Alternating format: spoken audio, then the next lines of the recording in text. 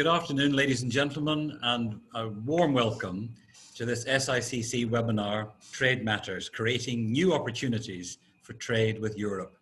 I'm Victor Mills, Chief Executive of the Chamber, and I'm delighted to have your company this afternoon.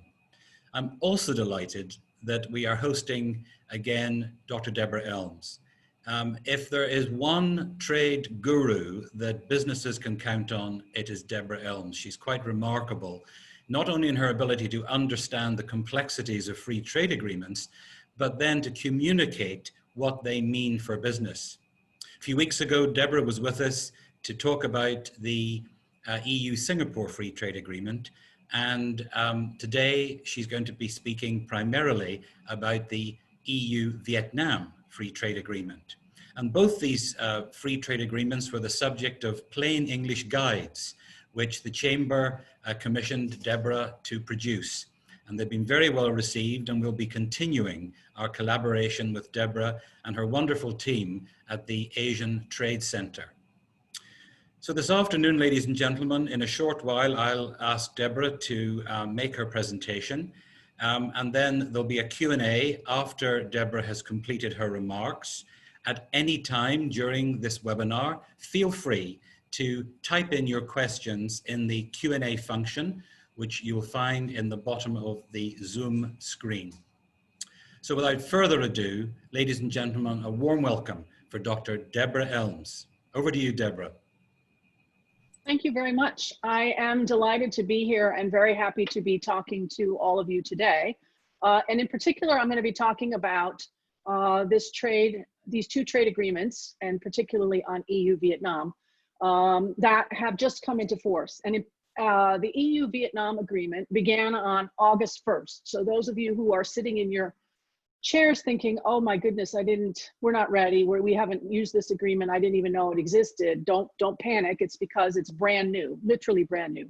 And so we wanted to talk about the benefits that we have for companies. And since many Singapore companies are also using facilities out of Vietnam, it made sense to us to think about what's in the EU-Vietnam agreement and then explain it to companies who might benefit from this agreement that has been negotiated between the European Union and Vietnam.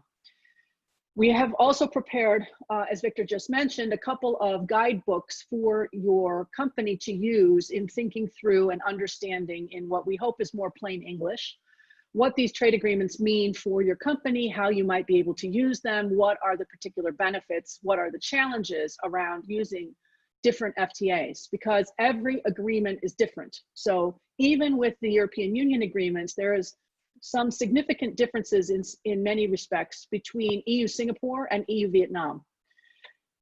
So it's important to understand what is the agreement that you're trying to use and whether or not it applies to your company and the production that you're actually engaged in of either goods or services or investment, so that you understand whether there are provisions in these agreements that work or agreements that do not work or they're not included at all. So we're going to talk briefly to begin with about EU-Singapore, just because many of you might be slightly more familiar with EU-Singapore. It started last November and then transitioned to discuss this brand new EU-Vietnam. When we talk about EU-Vietnam, and actually from EU-Singapore as well, what we're really interested in is from the perspective of a firm based here, exporting to Europe. What are the new opportunities? Of course, there are opportunities the other way as well, from Europe into Vietnam, Europe into Singapore. But especially because the European Union is very good, with a lot of very good people, they've already got that side covered. So if you're trying to do the reverse, you're trying to go from Europe into Asia, please do consult various EU pieces of information, of which there are many, that help you understand what are the benefits from Europe into Vietnam, from Europe into Singapore. This does the reverse then. So from here going into Europe. And you'll see that the benefits are mixed between these agreements. Some bits are better than others, and some agreements in general are better than others. Both the EU-Singapore and the EU-Vietnam are meant to be part of an eventual EU to Asean agreement. The EU tried to start negotiating between the European Union and ASEAN as a bloc.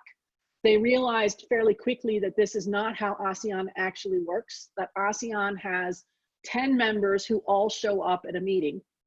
with no one in charge, as in there's no like deferral to an ASEAN position. And so for the European Union, this got very complicated quickly, and they decided that rather than do EU to ASEAN, they would start with EU to Singapore, EU-Vietnam. They're working on EU-Indonesia, and eventually they will sort of stitch these agreements together and create the EU-ASEAN FTA at some point in the future. But between now and then, we have 2 agreements that are active that you can use. So let me talk about those 2 agreements. And please do put in questions if you have them on either these questions, these 2 agreements I'm going to talk about, or anything trade related when I finish. So let's see, how do I make it go? Here we go. So I just want to go briefly through EU-Singapore. And the reason why I'm doing this more than anything else is so you can see a comparison between EU-Singapore and EU-Vietnam.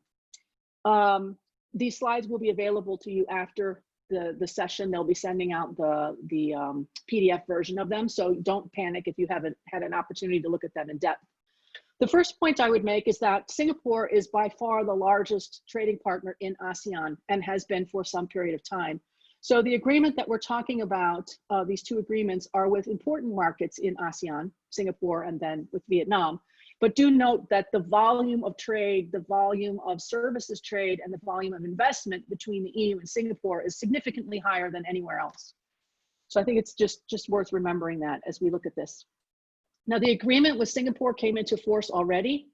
It has a variety of benefits attached to it. The NTI, Singapore's Trade and Industry Ministry, will tell you that there are a lot of benefits for Singapore-based firms heading into Europe. The reverse is not so necessary because Singapore is famously duty-free, tariff-free. So goods from Europe coming into Singapore fairly seamlessly. The reverse is not the case. Europe has a whole variety of tariff obstacles, non-tariff obstacles of different kinds. And so what you're looking for as you sit in Singapore moving out to Europe is what are the new benefits that you did not have before. And while the headline figures on EU-Singapore may look fairly rosy, the reality for most firms, I think as we mentioned at the last SICC conversation about this, is that EU-Singapore remains less comprehensive and much more complicated to use. And that is really striking when we look at what you get if you sit in Vietnam and try to go to Europe. So let me just give you a quick snapshot, and I'm not going to go through the Singapore ones in detail because we've already had a conversation about that. You'll get the slides. There is the plain English guide as well to EU-Singapore, so you can look at all of those resources. And failing all of those things, you can always contact us at the Asian Trade Center for more help. It's important to note that in EU-Singapore, we have whole categories of goods trade that are not included at all. If there is no coverage in the agreement, then you have no new benefits. You use the same tariff rates, the same schedules you've always used to export from Singapore to Europe. If it's included, it may be immediate reduction or it may be over time. And the way that the agreement is written, we have them in staging categories, which is across equal installments, 4 years, 6 years, 8 years, etc. Again, I don't want to go into all of the details. I just want to highlight that there is coverage of a lot of products in EU-Singapore, but it is not as comprehensive a list as the European-Vietnam agreement, which is much more comprehensive, particularly for people who are trying to export goods products from Asia into Europe. I will skip over this one because it's complicated, and I'll skip over this one. Let me just give you some of the demonstration, though, of why these trade agreements matter in the first place. So let's talk about biscuits.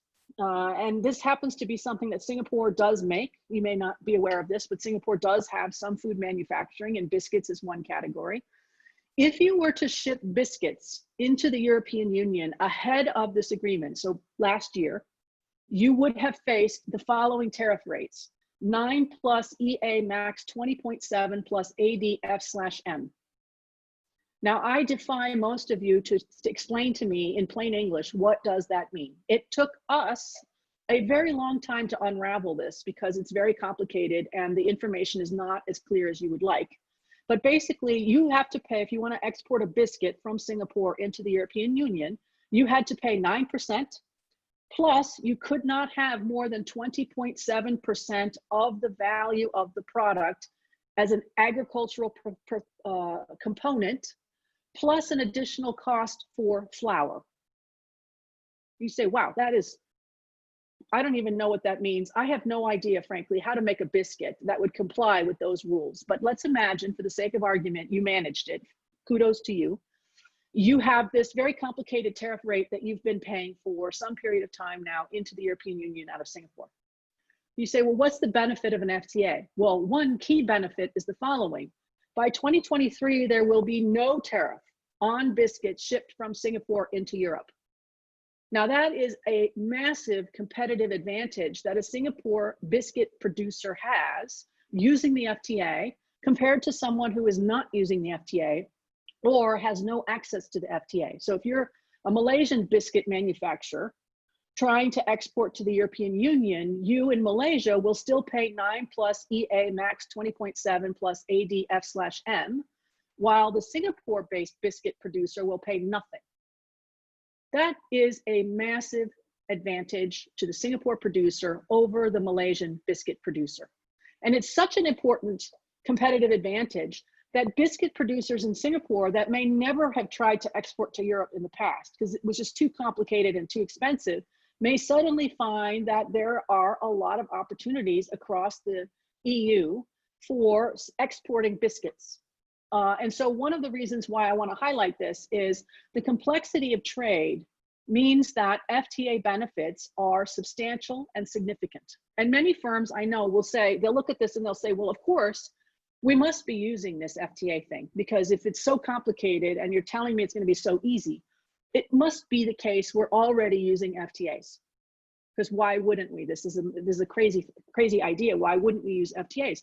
But it turns out, in fact, firms often do not use FTAs, even when, like our biscuit producer here, there could be substantial benefits from doing so. And they don't do so for a whole lot of reasons. It's complicated, it's difficult, it's challenging to understand. There hasn't been a lot of help getting firms to understand how to use an FTA. So we've been doing a lot of that kind of work with supply chains across the region. But the reality for many firms is that benefits are substantial. So if you're looking for a competitive advantage, try using FTAs. And in fact, our next SICC discussion that we're going to have in October is all about how, practically speaking, do you go about making this happen. But for now, let me just note, again, benefits in an FTA, even in a complicated one like EU-Singapore. If you're making biscuits and you want to ship to the European Union, new opportunities for you that were not there before. There are also, in most trade agreements, we focus a lot on tariffs and on trading goods because those are much easier for people to understand and grasp. When you can drop an item on your toe, you know that there's a thing, you can identify it. Services, by contrast, more complicated because you can't see them, because they're less, the benefits are less obvious. Like if I tell you biscuits went from that whole complicated mathematical formula to 0, that makes sense to people. When I tell you that mode 1 professional services for agricultural services is now opened, most of you will have no idea what I'm talking about. But that's how we work on services in some FTAs. And so my point here is that while most people can understand and interpret trade and goods, understanding the benefits for trade and services under an FTA can be complicated because we do not speak in plain English when talking about trade and services in an FTA. So it's important to note that services are included in EU-Singapore FTA, but they are, in my view, unnecessarily complicated and way too thin. So let me just give you 2 examples here, professional services and business services.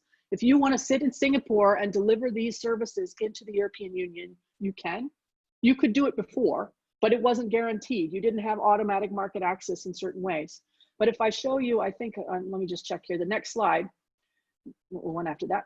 Oh, well, one of the things I just wanted to say, and it's in our book in more detail, the booklet in more detail, is that we have requirements around services trade in the European Union that are complicated because while the EU operates as one with 27 members, 27 and a half if we count the UK, they often have individual country membership requirements. So for example, if you want to provide landscape architectural services, you may or may not be able to do so in various EU member states, depending on your own licensing and qualifications in those member states.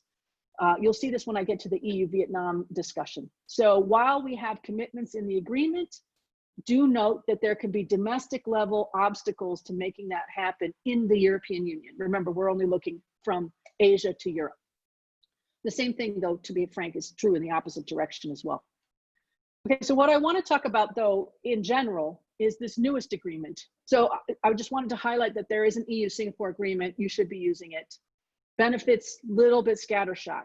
By contrast, Vietnam agreement is, I don't want to say it's amazing because I don't think it's entirely amazing, but the benefits are substantial. So if you are trading from Vietnam into Europe and you are not using EU-Vietnam, you are missing a huge competitive advantage that firms that are not trading with this agreement are accessing, and you are not. So you must be looking at EU-Vietnam. The market is growing, as you can see from this chart. So Vietnam is continuing to have more and more trade with Europe. The agreement that came into force is at the beginning of this month, so it's brand new. It's goods and services. There is a separate agreement between Europe and Vietnam on investment, but it is not yet in force. So you can participate in outbound investment into Europe, but the provisions do not apply until some point in the future when the European Union, all of the domestic level ratification is finished. So there are two separate agreements. Investment is coming, but not yet here. But all of the FTA benefits other than investment already in force. Okay, so what does this do? This helps firms that are Vietnam based get into the European Union. And of course the reverse, but we're only gonna focus on out of Vietnam. Crucially, of course, we have better tariff benefits. Now, many firms will say, I'm sure, we already get benefits out of Vietnam into Europe because Vietnam, because it's a developing country, is covered by GSP, Generalized Preferences, System of Preferences. So we already get lower tariffs into Europe because we are a GSP beneficiary. And I would say to firms, that's fantastic. But note that Vietnam is growing so rapidly that it is graduating, even without an FTA, it is graduating from many preference programs. In other words, the benefits you've been getting from Vietnam into Europe were about to expire because Vietnam is getting too rich. And when you get richer, you get fewer benefits into markets like the EU. So EV-FTA, the EU-Vietnam FTA, locks in benefits for Vietnam for however rich it gets, however long its developmental path looks. Those benefits remain, unlike GSP benefits, which can go away as you get wealthier. So it's important that you think about what are your current GSP benefits for those of you who are already operating in Vietnam, and then compare them to the FTA. And I think in general, you'll find a lot more benefits under the FTA, and they're guaranteed, which is crucial for companies planning for the future. Do note, because we're working with SICC, which is also engaged in providing certificates of origin, that you generally, and I'll talk about this more in a minute, have a certificate of origin that you need to fill out, or some companies will qualify for self-certification, and I'll talk about that in just a second. The certificate of origin form itself, we've included in the plain English guide so that you can look at it. It is not going to look that unusual for those of you who are used to dealing with certificates of origin in general. The rules of origin in the EV-FTA are either wholly obtained, in other words, 100% from Vietnam in this case, or the European Union, mostly for food and agricultural raw materials, etc. Or they're product specific. Product specific is becoming very common. Those of you who use more advanced FTAs are used to this, where the particular tariff line has a matching rule of origin. So you can't get this zero tariffs if you don't follow the rules of origin. So you have to do both parts of this. And in EU-Vietnam, it is a much lower threshold than you may be used to out of the Asean agreements because it's 30%. Or change in tariff heading, not both, but one or the other, depending on the rule. Textiles, because I know that Singapore has a substantial investment in Vietnam in textiles. Do note that textiles in EU-FTA have a particular rule of origin. Textiles are always complicated, and the European Union Vietnam FTA is no different. You need double transformation. So you need to transform whatever it was twice before it qualifies into the EU. So do pay attention to that if you're in textiles and garments apparel. There is a lot of conversations, and I've been in multiple meetings with both Vietnamese officials and European officials who say you can accumulate content between EU Singapore and EU Vietnam so that you could use Singapore content, Vietnam content, and EU content. The idea is to continuously make it more attractive to firms using these agreements, because you could bring in content from everywhere, all three of those places. That would be great. But the reality is that you can only do that for squid, cuttlefish, and octopus. I don't know why those are the three things that they've chosen. I don't know, and I also have no idea. How would you accumulate a live octopus? Like 2 arms are from Singapore and 4 arms are from Vietnam. I mean, it doesn't even make any sense, but whatever. You can do it, but only for those very small products. The plan in the future is to ensure that there are more products on this list. So the reason why I'm mentioning this is twofold. One, if you've been in the same meetings that I've been in, you may have been told that you can accumulate content between Singapore and Vietnam to go to Europe. You cannot, unless you're in these very specialized fish products. So note that. And second, as they upgrade these agreements, the Europeans, the Vietnamese, and the Singaporeans may add additional products to this list of things that can be accumulated. So if you are in more complicated products than live squid, you should be talking now to Singapore's MTI, Vietnam's Trade Ministry, or the European Union DG Trade to tell them this is a product category that is important to us. We need to be able to accumulate content between Singapore, Vietnam, and the EU in order for us to do whatever it is that we do. So I'm pointing this out both so you know what the rules are and that you can make adjustments in the future to better suit your firm, sector, industry, whatever. Because surely we should not stop with squid and cuttlefish. So let me just talk about some of the benefits. So unlike biscuits, super complicated, and very few benefits in general, I will tell you in EU Singapore, EU Vietnam, amazing access in general. Almost every single product category is covered, and the tariff reductions into the European Union can be very substantial. So as an example, seafood. Seafood into the European Union can have very high tariffs, up to 23%, which is a very high amount of tariffs on a key product. Most seafood products today, less than a month after entry into force, already tariff-free. So you now have 23% savings, cost savings to your firm if you're using EU-FTA to send a lot of seafood products between Vietnam and the European Union. Some products have a little longer, especially if they're considered sensitive in Europe. Sardines, mackerel. You got 6 years before you see tariff-free reductions. And chicken, for some reason, chicken is highly sensitive. So chicken is 8 years out. But the point is, you're going to get benefits already in some very important sectors. So none of this like percentage of flour and all of that, 0 is 0. So the Vietnamese got great access to the European Union on agriculture, and then, as I'll mention just a second, in other areas as well.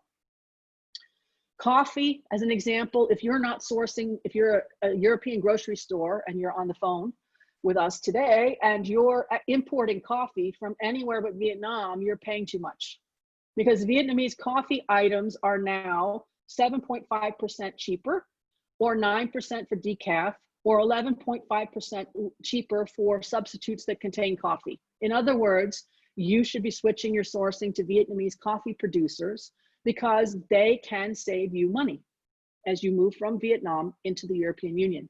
The same thing is true with things like cheese and other products. The Vietnamese don't eat a lot of cheese, but you could imagine setting up a dairy farm or having a dairy farm there for the purpose of exporting to the EU. Do note, though, that there are tariff rate quotas in place. Those of you who are in agricultural trade will know what this is, where it's not as easy as you would think. And this is a problem in the system, and I can't fix the tariff rate quota problem. Other areas, it's not just food. So food in general, amazing benefits, but it's not just food. So let's look here at chemicals, resins, fertilizers, insecticides, and dyes. Almost all of those categories faced between 5 and 6.5% rates. In other words, last month from Vietnam into Europe, you had to pay between 5 and 6%, 6.5% for nearly all of those product categories, all sorts of chemicals and fertilizers and all sorts of things.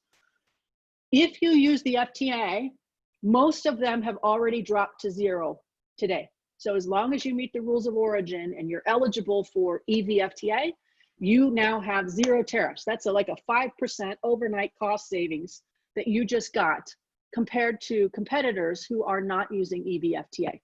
So chemicals, very important. Other things with rubber, because rubber is a very important product in Vietnam, also dropping. The tariffs originally into Europe a little less, from 2.2 to 5. From 2 to 4.5%, declining over time. But a lot of these products are volume games. So even if the tariff is only 2%, if you sell a lot of rubber surgical gloves, a 2% tariff becomes a very significant cost factor for your firm. And when that goes to 0, that is a lot of tariff savings that's available to you. Just as impressive, every item in Chapter 84, machinery, is duty-free already this month. And that is almost anything you can think of that one might manufacture in Vietnam. So Chapter 84 is a lot of products, and I've listed a bunch of them here. The point is that now duty-free.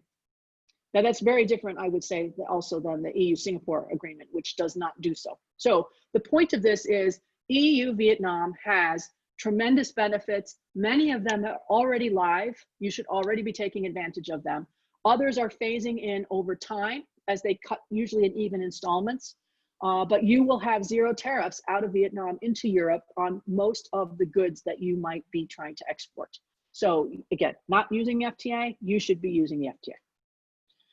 These are just some of the rates that we have for different apparel products. You can see that the Europeans tend to be highly defensive on apparel, like many countries.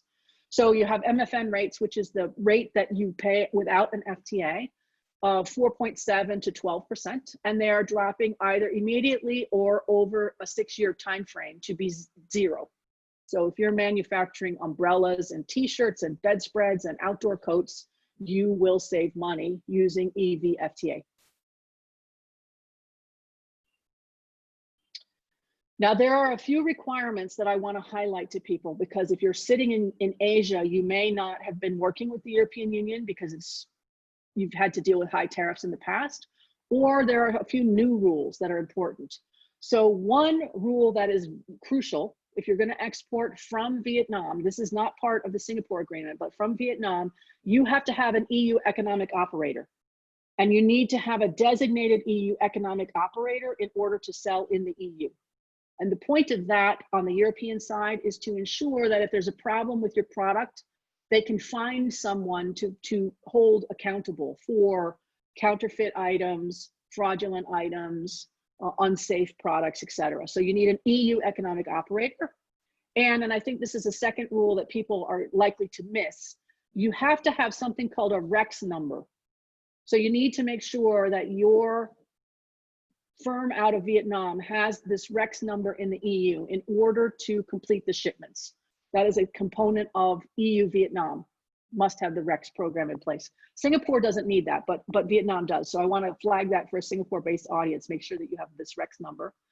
And then when you export them, then you can, if you've got the REX number and everything else, you can see here that you have documentation requirements attached to that. So those are a couple of little details that nonetheless can hold up your shipments and cause you major problems. Let me turn now to a discussion about services. Now, there are a lot more opportunities than there used to be to export services from Vietnam into Europe. But it's not as smooth and as seamless as you might have hoped. I would argue it's better than what Singapore got for services delivery into Europe, partly because of the timing. EU-Singapore was negotiated now quite some time ago. EU-Vietnam is quite new, and so they were able to have better services coverage. But they negotiated this under what's called a positive list. So you have to look in the schedules and see whether the services you care about are listed. If they're not listed, there's no promises. So you have to pay attention to that. And even when it's listed, again, this licenses and qualifications is an issue. So here is what the schedule looks like. And again, I don't expect you all to read the schedule, but we have some of this in the plain English guide that you can look at. This is for engineering services, which is something that is, commonly supplied in and around the region.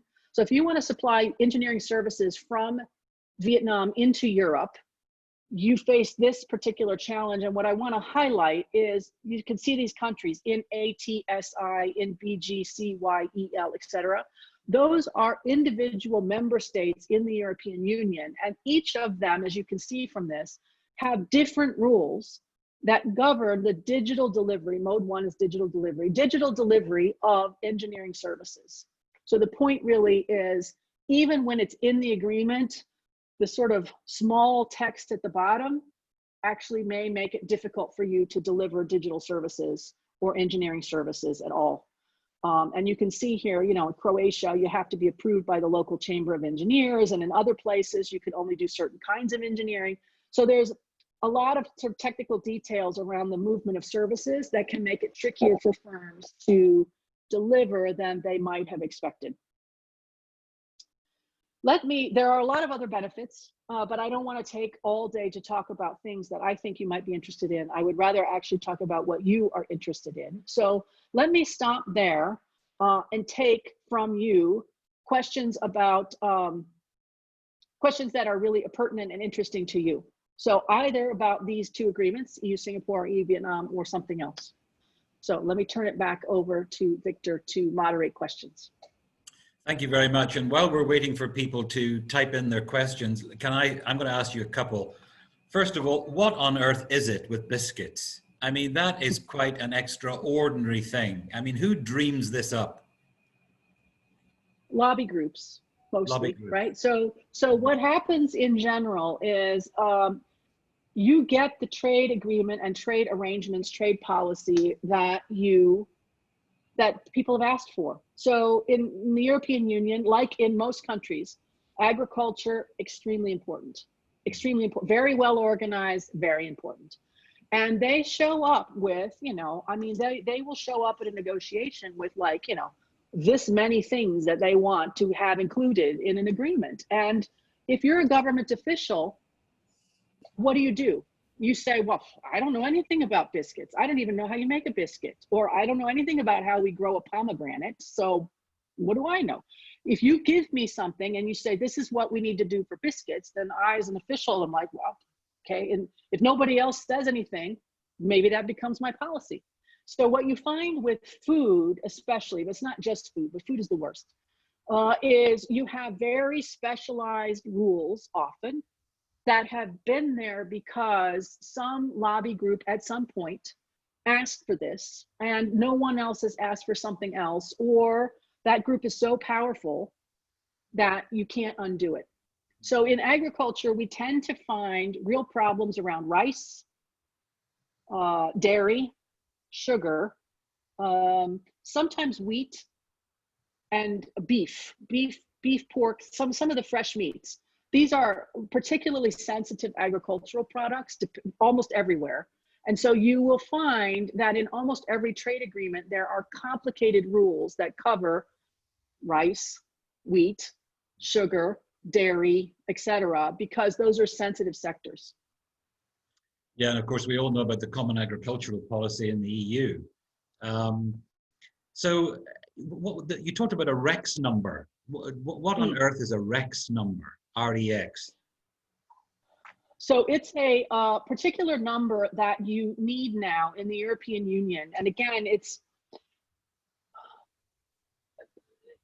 I think it's a reaction to a couple of things. And I'm sure the European Union will come and correct me after the fact, but this is what I believe it is. It comes especially from this explosion of small size, small value shipments in the e-commerce space. So these increasingly customs officials globally are having to deal with this avalanche of goods coming in, which are from unknown suppliers. So we do not have a track record of, fill in the blank, Tan's Biscuit Company. We don't know who those people are. We've never had to deal with them before. And now suddenly they're sending products in. We should have some way for us to find out who's responsible if those biscuits poison people, and then who they are. And so that's why you need an authorized record and why you need this REX number. It's largely about trying to have more visibility about who is shipping things into the European Union. So this REX number is an attempt, I think, by the European Union to handle some of this explosion in the number of operators that are sending things in and across borders into the EU. So it's like a qualifying code that something like that. I think that's the, again, sort of plain English. Yeah. So that your interpretation of what it is. Yeah. So you as a company, you are recognized, and therefore you can export to the EU. Yes. Okay. Yes. Deborah, it strikes me that, and we've had this conversation separately before, that FTAs are really complicated.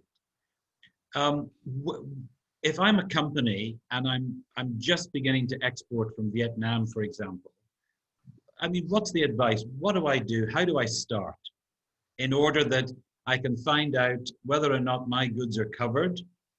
Where do I go? What do I do? It's a little tricky. So I would say a couple of things. There's a question here from someone about sports shoes. What's the tariff rate for sports shoes from Vietnam to the European Union? So let me use that as an example. Okay. So you want to know what are the benefits for me? What do I need to do? Well, I would say the first thing that you need to do is to figure out what is everything. So let me back up, sorry. Everything in an FTA is tagged to your tariff and your HS code. So an HS code is a number that we give to every product that there is. So sports shoes have a number. I don't remember what the number is off the top of my head, but it's like chapter 67 something. So you look up sports shoes. It will have a number attached to it. Okay, so then what you need to do is look at, in the EU-Vietnam FTA, scroll down to find that HS code, and then look across and see what is the tariff.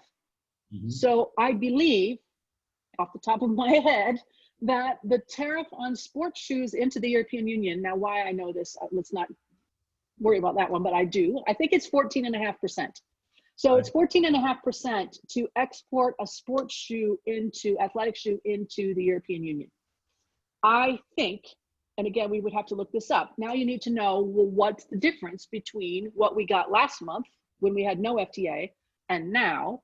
And my guess is that that rate is either zero already or will be zero in 8 years or less. And we would have to look at what that is. But the schedule will show you. So you need to know your HS code, and then you look and see, well, is it covered? If it doesn't appear at all, then it's not covered. So let's assume it's covered. And then what does it say? If it says EIF 0, then that means you're already getting 0. If it says 3, then that means you have 4 years before you get 0. So you have to have a little bit of interpretation of this. It's easier with sports shoes because you're only making one tariff line into one spot. That's a little bit easier. Where it gets tricky is someone who says, tell me the tariff rate on my mobile phone and all the components. That gets, the more complicated your product, the more complicated your structure, the harder it can be to use these FTAs. So then we suggest for firms to go through and think about, where do you pay the biggest tariffs already? So you can go through your own, let's hope that you have some kind of internal system besides just, writing it on a napkin. You have, let's hope it's not Excel spreadsheets, but if you have any kind of ERP system, you can look up, what have we paid in tariffs already? And in which product categories have we paid them? And then focus on those, the ones where we pay the most. And then you do this backwards, look for the HS codes, see whether it's covered. To look for the HS codes There are a couple of sources. Gets a little bit tricky because every country has the same HS codes to a certain level of detail. And then after that level of detail, think of it as like a diamond. So we are all the same for the first 3 layers of this diamond. And then when you get down to more and more specific aspects of a thing, we diverge. So my tariff codes in my HS tariff codes in my country may be different from yours. Yeah. Additional complications. So you need to make sure you can do a quick version of this and use, for example, Singapore Customs has a nice HS code finder. So you can use Singapore Customs. There's a great one of the European Union side. The United States has another really good one. But you probably will need to, at some point, look at Vietnam's codes to make sure that the codes that you are listing out of Vietnam and into Europe have the same numbers. Because again, when we get down into level of specificity, the coding can diverge. So you need to make sure you're using the right HS code. So don't assume that whatever you're using here in Singapore applies automatically in Vietnam and applies automatically in Europe. Now, I know you're all going, shoot, why am I doing this at all? This is very complicated and I don't want to go there. But remember, what is the prize? The prize is your athletic shoes might go from 14.5% to 0. So that is worth a little bit of effort on your part to make this happen, because that's a lot of savings that you could be making at a time of great disruption. Absolutely. And I know exactly what you mean about the HS codes. We have a lot of those conversations with shippers in our certification business because they are different for the same product in different countries, and it can be complicated. One more question from me before we go back to the Q&A box from our audience. You mentioned in your presentation that the terms of the EU-Vietnam FTA were negotiated later than those for the EU-Singapore FTA. And you alluded to the fact that the terms for the European Union-Vietnam Free Trade Agreement were better. Could you just expand on that a little bit as to why they were better and what was the significance of the timing of the negotiation? Okay, great questions. So EU-Singapore started, I have to double check, but I want to say around, could have even been 2008, 2010. It's quite a long time ago. And then they negotiated very hard. They got the agreement done, and then it got stuck forever over an unrelated dispute over who in the European Union was responsible for negotiating on investment. So this is an agreement on the Singapore side that was done in FTA terms quite a long time ago, because we haven't had FTAs in place for that long in Asia. So this is the beginning of the FTA phase, was when EU-Singapore was started. Right. As you go and you get more experience with this, and as governments have gotten better at it, they have gotten more sophisticated. So early FTAs are often fairly thin, quite short. The commitments can be very small, and later FTAs are, monsters, like, this is the text. This happens to be CPTPP, but the point is that they can be an absolute monster of legal text with more than, thousands and thousands of pages of schedules.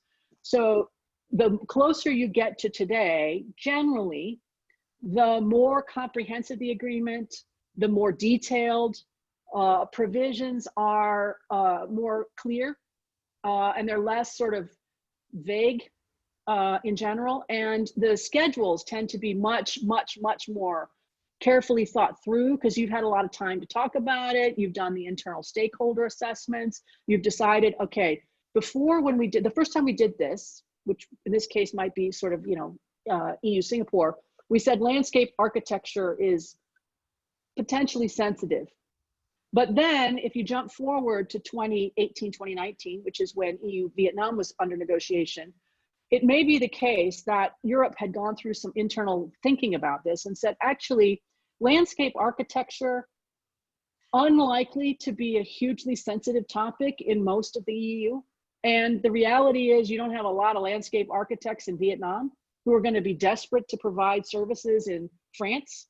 It's weird. So let's not worry about it anymore. So let's be much more generous, much more liberal about what we include on landscape architecture than they were when they started. Because when they started, they thought, you know, what if we get some gardener in Portugal who's very upset about this? Like, that's a problem. But as you go forward in time, you realize actually that's an overblown concern. We're just not going to get that many architecture, landscape architects coming out of Vietnam or Singapore or Indonesia who are going to be worrying about that job in Portugal. Like, it's just not going to happen. So let's be relaxed about it. Let's say it's okay with us if we have landscape architectures provided from Southeast Asia. Okay, thank you.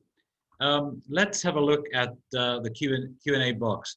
So we've got a question, any link for the HS code clarification? Well, I think you answered that, because Singapore Customs is a good point of call to sort of give people an idea.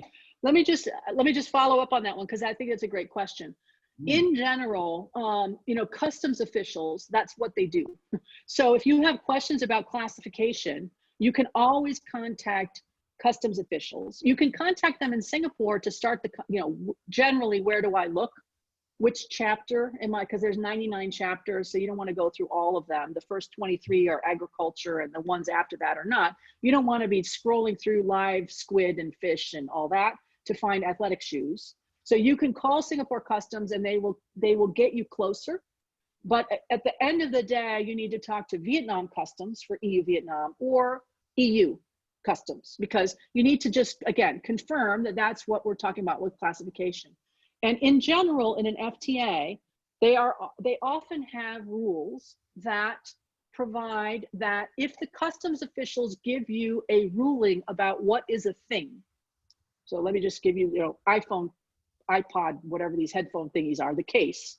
What is this? You know, is this a case? Is this a headphone? What is this thing? So if customs gives you a classification and they say, this is what it is, this is the number attached to it, many FTAs then will lock in that ruling for up to 3 calendar years. So once you get a classification, it will not change. Now, why does this matter? Because some governments like to complain about classification on every shipment, every container. So you might find yourself at customs every time with some of our neighbors saying, we already discussed this. This is what you said it was. And then they have to argue about it. And then they're always giving you a different tariff rate attached to it. Under the FTA, it should be stable. So once you get a ruling, that's the ruling. That's what applies for up to 3 calendar years. So it depends on the FTA, but we're increasingly seeing this because companies are getting frustrated with individual interpretations by various individual customs officials as things come across the border. Okay, so just to follow up there, you King says tariff depends on the classification, i.e. the HS code. And that is correct. Yes, that is correct. And they can, and I would urge firms in general to double check your classifications, because one of the easiest ways for you to save money, whether you use an FTA or not, is to confirm that you are using the correct classification. Because let's imagine, to go back to my headphone case, this headphone case might have 0 tariffs if it's classified one way and 10% tariffs if it's classified another way. And we find that a lot of firms can save money just by reviewing their classification. And this is particularly true for firms that are in things like headphones cases, which are new, right? So this is a headphone case. It's got the little, you know, it charges. So it's not just a case, but it charges. So the classification of these are harder than you would think. But once you get it right, again, you could potentially save a lot of money. So we urge firms as well to think about, make sure your classification is right, because we find firms are inadvertently using the wrong classification, which means you get the wrong tariff assessed on it, and then you end up with other problems. Okay, excellent. So we've got a question from Ming Hui. Where can we check for the EU import customs tariffs on a commodity list? In general or in this FTA? So in the FTA, when you look at the text, and you should get out our plain guide because we have the links back to the original text. So the original text on the EU side it's in English, which is nice. I mean, the Vietnamese version is also, they have an English version, but I find it's easier to read the European one. It will have the schedules. So I think it's chapter 2 is chapter 2 is traded goods, and the schedules will be there for the European Union and for Vietnam. So then that's where you go and you look for what is the tariff under this FTA. If you want to know what is the existing MFN tariff, so what are you currently paying as an MFN? MFN means for all of us who are not covered by FTAs. Yes. There are a couple places to look. So the easiest one is either on the EU customs website, because the European Union has a really good one, so look there. Or the World Trade Organization has a customs database, but it's not as detailed. So like I said, it was that triangle. Everybody is consistent at the 2, 4, and 6-digit level.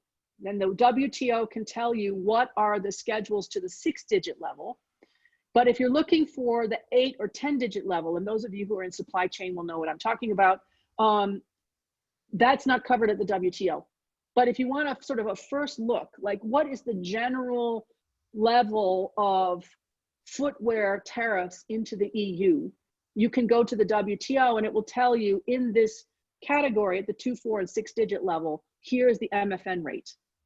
And then you can see whether that is different from tariff rates that are more detailed or the FTA itself, just to give you a quick glance at this.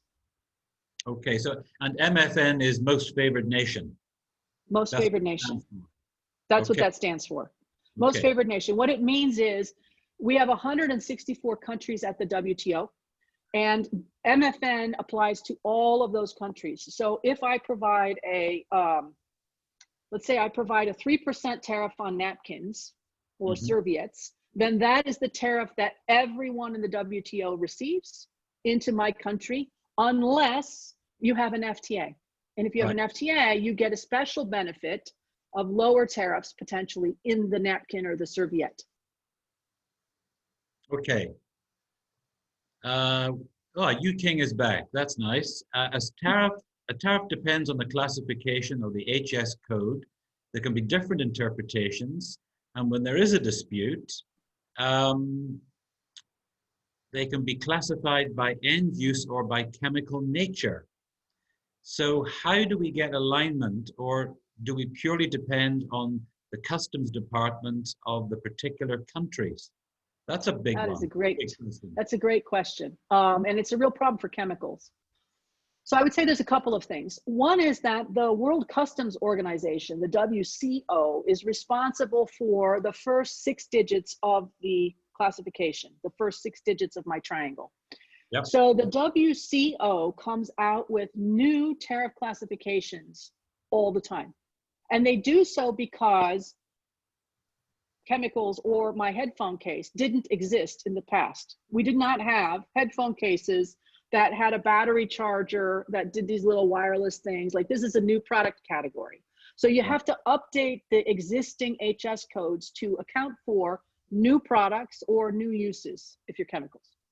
So WCO has some of that classification material themselves up to the 6-digit level. But then what happens is that domestic level countries say that is too not finely detailed enough for me. So let me give you an example that I often use, which is orange juice. So orange juice it starts with fruit, and then it becomes, so citrus fruit, and then it becomes fruit juices, which is every kind of fruit juice. And then it could become orange juice other than frozen. Okay, now everyone has the same 2, 4, and 6 digits for citrus fruit juices, orange juice other than frozen. But what my country may decide is I actually want to know who's got orange juice fortified with calcium. So orange juice fortified with calcium is a different category in my country than orange juice not fortified with calcium. So now I open up another tariff line at the 8-digit level for orange juice frozen without calcium, and another one, orange juice frozen with calcium. The difficulty here is My version of this might or might not match your version of this. So you might have calcium as a, I don't know, let's just guess 20.01.08.09, and I might have it 20.08.01.02. So the reason why this classification thing gets complicated is that if I put the form at 0.02 and I ship it to you and yours is 0.09, we can have a problem with customs. We can argue about what it is. We can argue about what the tariffs should be. So you have to make sure that you're getting the right classification. And that can be very important. It can save you money. For chemicals, there's a couple of different ways to get around this chemical challenge. One of them is to go to the local customs and have that customs give you a ruling on what is this, HS classification, or what do you meet the rules of origin? They can do a couple of different advanced rulings to say, this is what it is. And then if there's a dispute, then it's between this customs and that customs. And it's not about you, because you already went to customs and said, you tell me what this is. You tell me whether I meet the rules of origin. And if you've done so, then you guys can have an argument about it and not me. That's particularly useful, I would argue, in an FTA, because the FTA, a good FTA, will have embedded in it something about these provisions. It will say, you are allowed to have advanced rulings. You are allowed to get rulings from customs about classification. You're allowed to get rulings from customs about rules of origin. So all that stuff is embedded in the FTA. And what it does is it gives your firm more certainty about what to expect when you ship between these two markets. And again, why does this matter? Because we find in ASEAN, we have some ASEAN and Asian customs officials who are flexible in their interpretation of what they think is the classification, the tariff attached to that, and whether you meet the rules of origin. And it can change even in a subsequent shipment. So you sent a container on Monday and it got through. You send a container on Tuesday and it gets held up. So this is no good. You do not want this as a firm. This is a nightmare. So you want to ensure consistency, and you want to make sure that it's stable over time, or you're spending way too much time and effort on your part on trade compliance. Very good point. And I can remember 20 years ago when I was in banking doing shipments of valuable cargo into Vietnam. Every single shipment depended on who was the customs officer on duty at the time the shipment arrived. It was incredibly frustrating, both for us as the shipper and for our customer in the country. Well, yes, we do see this pretty often. Yeah. Ladies and gentlemen, I am encouraging you to take advantage of your audience with Deborah, because it's not often you get to speak to such a knowledgeable trade expert. So if you've got questions, don't be shy, put them in the Q&A. And while you're thinking about that, Deborah, I'm going to ask you a question about RCEP, because we had an event with you and our board member, Girija Pandey, last year on this very subject. Where do we stand now on RCEP in this post or this pandemic world we're all struggling through? Well, it's a great question. The ministers are actually meeting tomorrow. This is Wednesday, right? Yes, tomorrow. Yeah. Tomorrow for another, I think this is at least, this is Thursday. Oh, yeah. Oh, it's every day in paradise is the same, right? Thursday, they're meeting today to discuss RCEP. This is at least the 9th time that trade ministers have met. And some of these meetings have been long. They have been 3 days. You may not know much about trade ministers, but let me just tell you that if you get a trade minister to pay attention for 5 minutes, that's a miracle. But to get a trade minister to come together for 3 days this never happens. It never happens. So RCEP has had at least 9 ministerial meetings. I think they've had at least four meetings with leaders for long period, not just like a 2-minute check-in, but like, hours of meetings with leaders. And we've lost count of how many rounds. We were at 29 or something and we quit counting. So 29 meetings, formal full meetings with everybody there, hundreds of people. And then all of these intersessionals, and now that it's COVID, it's all online and virtual, and there's even more meetings. So they have had a crazy amount of focus on RCEP. So RCEP brings together the 10 countries of ASEAN with China, Japan, Korea, Australia, and New Zealand, 15. There was India, India's out. So 15 countries. So they're meeting today for the purpose of agreeing on all the final details.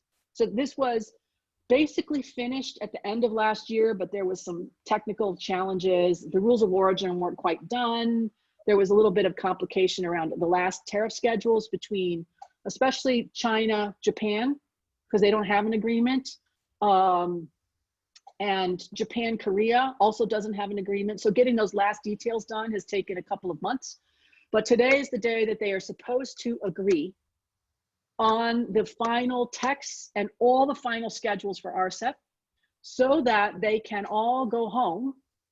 Well, they're all virtually home, but they could effectively go home and run it past everybody domestically that needs to see this before we sign it in November.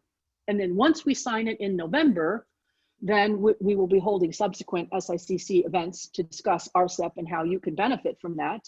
But it would probably be starting to take effect. My best guess is January of 2022. Okay. So you'll have, you know, a little less than a year and a half to get ready for RCEP. So 15 countries here in Asia will be united on another FTA that is going to be extremely important for firms. It's beginning to be a bit like Spaghetti Junction, you know, with all these FTAs intersecting and bringing together some but not all countries or more countries. So it's getting more complicated for business to decide, well, which FTA do I use? Yes and no. So I would say on the one hand, yeah, there's a lot of these. We have hundreds in Asia. Do we pay attention to most of them? No, we don't. Why? Because there's two things that matter in an FTA, two crucial things. One is you can only use an FTA that covers the countries that you are trading between. So you can only use EU-Vietnam to trade between the EU and Vietnam. You cannot use EU-Vietnam to trade with Indonesia. It's not included, okay? So the first thing that you need to do is say, are there any agreements that cover the trade that I care about? And if the answer to that is no, then we're done. We've already done everything we can do. If you're not going to change anything in your existing structure, then if there's no trade agreement, then you're out. So that's the first cut. Then the second cut is to say, of all the existing FTAs, which are likely to be the most helpful? And in general, they are regional agreements, because it covers not just two countries, but a bigger group of countries. And that means that you're not trying to recraft products, and you're not trying to look up new HS codes, and you're not looking at more tariffs. You're not looking at new services schedules, because once you've done it in RCEP, in this, just as an example, once you've done it for RCEP, you can ship without change into 15 countries. Even if your current model is Singapore to Japan, you could then do Singapore to Korea, or Singapore to Australia, or Singapore to Malaysia, using exactly the same agreement. So for us, the first cut, again, is there any agreement between these two parties? And then if there is, go for the biggest, most comprehensive agreements, because those are better and easier for firms than smaller, shallow bilateral agreements. 3 cheers, and let's hope they sign RCEP on schedule. Natapon has a question. We need to recheck again on classifications HS code in every single shipment, and who should we trust that is the correct source for that information? Origin or destination? Good question. Yeah, that is a great question. So here I would say, and I could get into trouble with some customs officials, so if they're on the line, they'll have to come after me. I think what you want is, if you can anchor this in an FTA, it's better, because then you can always refer back to the FTA. You can say, look, the FTA promises me that as long as my customs officials approve this, I'm done. Mm. But some will say, no, it's not us, it's the other party that needs to do it. So this is where it gets a little bit tricky. I would suggest that you talk to customs potentially on both sides, if it's important to you, both sides, just to confirm. You can say, look, Vietnam customs gave me this ruling, this classification, this rule of origin commitment. I just want to confirm that all of those things are right when I ship to you in Europe, or the reverse, right? So I would suggest that you start with your local customs, and then you go potentially to the other side, especially if it's very important to you. You should not need, and I think this is the key, you should not need to do this on every shipment. What you want is to, what I would suggest to firms is you have a sort of built-in review mechanism internally.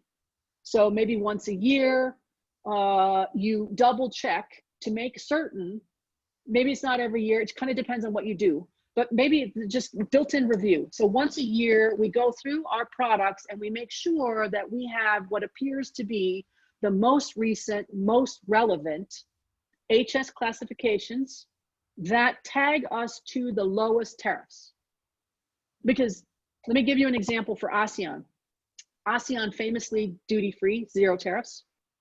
But what sometimes happens in ASEAN is that it will be 0 tariffs on the thing, but then ASEAN's tariff schedules often will have product category and then that number that follows it that says other.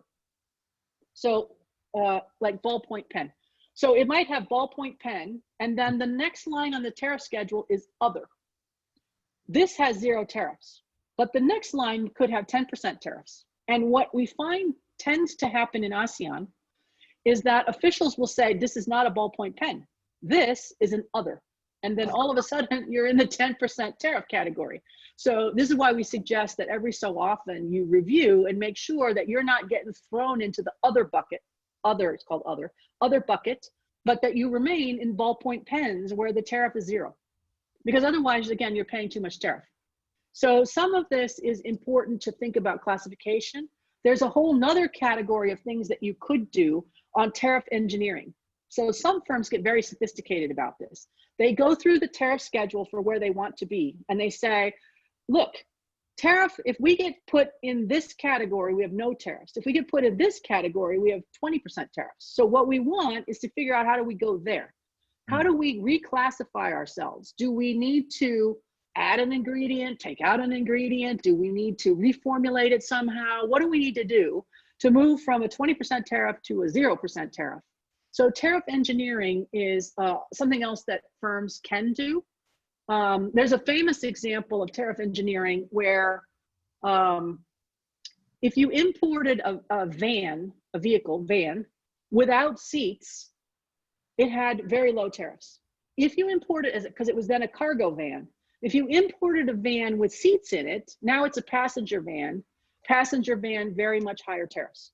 So this particular company went through, took all the seats out, sent seats separately, sent vans separately, and then put them back together again at the end after they had cleared customs and had low tariffs on both seats and vans, came in as cargo vans, became passenger vans, sold in the marketplace.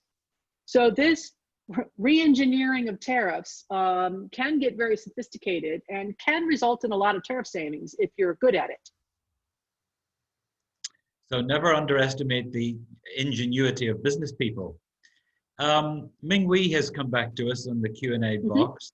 Not sure if I get a point correct that on PPT mentioned there must be an EU representative for the company, factory to comply with EV-FTA trading to the EU. Does this mean that the company or factory will create this internal position, a dedicated person to be responsible for the EV-FTA operation? And if so, are there any specific requirements for this position? Great question. So the EU operator is not part of the FTA. This is actually now becoming true for anyone who ships products, goods into the European Union. But so far, because it's a new rule, they don't seem to be going after everyone who's exporting, you know, an individual ballpoint pen in an envelope. They're not fussed about that at the moment. But the idea behind an authorized point of contact in Europe came from the EU goods package. So the EU goods package, which is a whole piece of legislation in the European Union, is very long and very complicated. But there is a section in there that I am trying to flag for Asian-based firms, because who would know that this little piece matters to you? You have to have someone designated in the EU as your operator on the ground. Now, again, why did they do this? They did this because they said we have to hold someone accountable if we have problems with inbound shipments. So we need to be able to know if Tan Textiles sends us a shirt that's a problem, that there's someone inside of the EU that we can contact and say, what is up with this shirt? It appears to be, I don't know, it infringes intellectual property rights. It's flammable. I don't know what's wrong with your shirt, but whatever. We need to have someone who's accountable. Right. So you need this authorized operator, no matter whether you're using the FTA or not. So you need to have one. Now, for many companies out of Asia, they use like their logistics provider, their logistics carrier, their freight forwarder, et cetera, can be that person. There is a whole section in the goods package that will tell you how you do this, how you find this authorized person.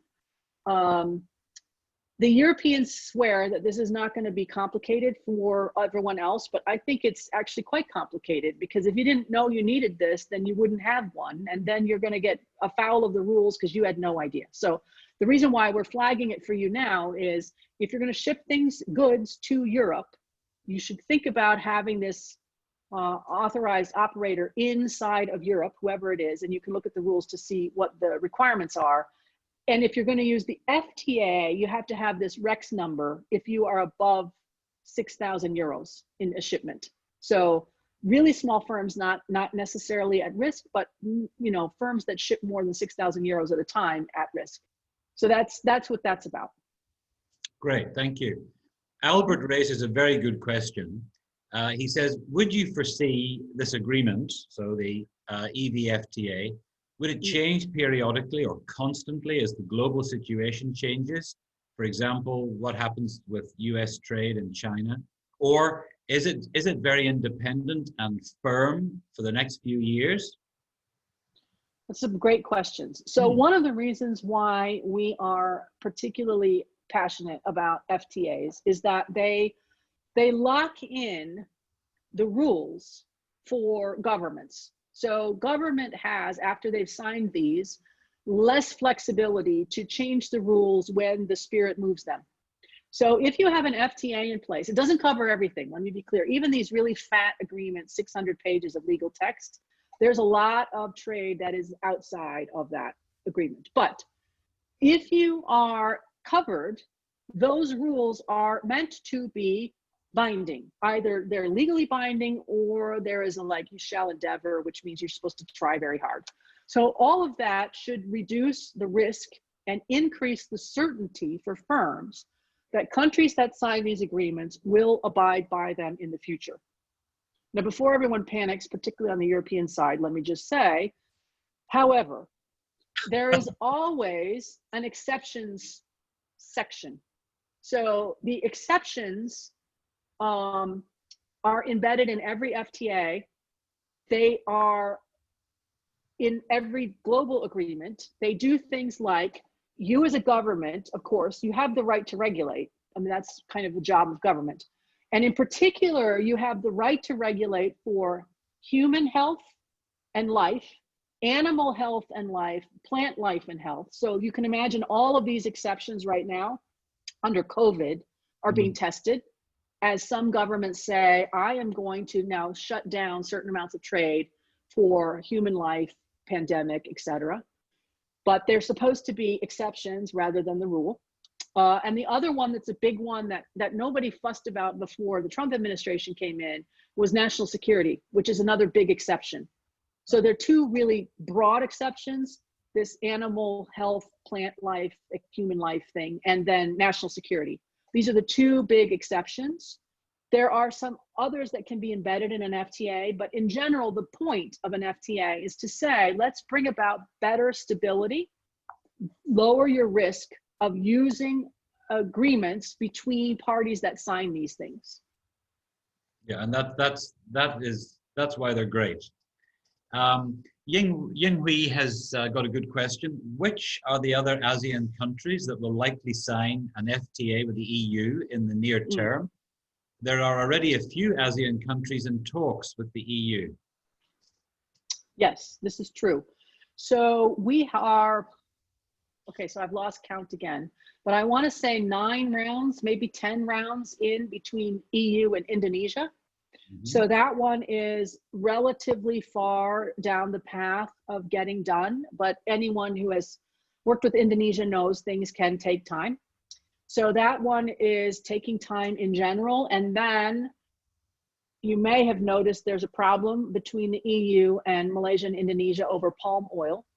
So this whole palm oil dispute has gotten pulled into the FTA negotiations, and that has slowed down both EU, Indonesia.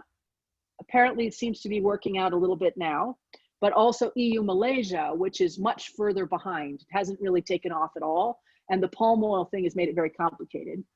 The EU is also supposed to be working with the Philippines and then with Thailand. But the Philippines one is tricky now for the European Union because of human rights concerns related to Duterte and whether or not you can sign an agreement with Duterte from the European side. And the Thai one has been, first of all, it was suspended because it was not a democracy and whatever. And then now, because of confusion on the Thai side, they're busy doing a lot of other things. So those two are in the works, but are slow. And the idea behind the EU is that once you have those 5 agreements signed, 6 agreements signed, then Cambodia, Laos, Myanmar, and Brunei will all get gathered up in the Asean EU agreement. So you don't have to do 10 separate agreements. You're going to do like a critical mass of FTAs with ASEAN countries and then go for a regional agreement.